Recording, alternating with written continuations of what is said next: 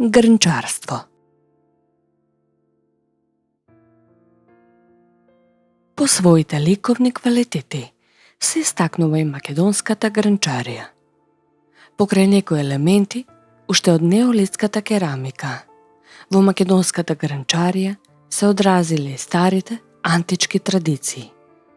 Подоцна се одразило и турското влијание. Грнчарството во Македонија како занаеческа уметност се оформило во повеќе грнчарски центри, како Струга, Ресен, Дебар, село Вранештица во Кичевијата, Велес, село Драчево од Скопско, село Блаце од Полог, Берово, село Габровци од Радовишко и на други места. Речиси насекаде се изработувани два вида земјени садови, за секојдневна употреба и за свечени пригоди со повеќе декорации.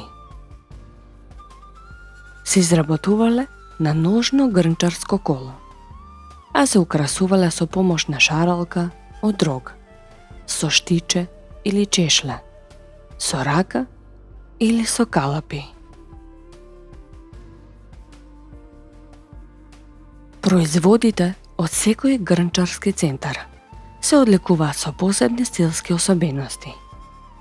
Струшката грнчарија, која некогаш ги надминувала локалните рамки, се карактеризира со монументални форми, со боени гранчиња и врежани шарки, честопати и со надписи.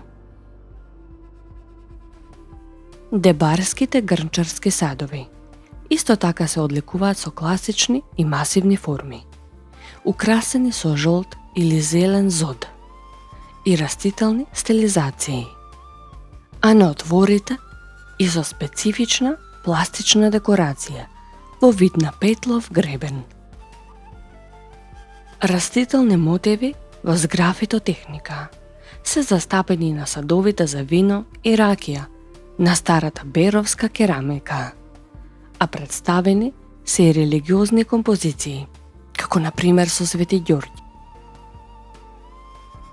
Ресенската и вранештичката грнчарија ја карактеризираат витки облици со елементи од старогрчката керамика. Грнчарските садови од Велес се украсени со бели цветни и геометриски мотиви на црвена, незодена површина. Грнчарските производи од село Блаце и село Габровци се малку украсени, но се истакнуваат со своите издиференцирани и рустични форми. Застапени се и грнчарски изработки со богати пластични орнаменти во вид на плетеници, зрнца, змеи, птици и други аплицирани украси.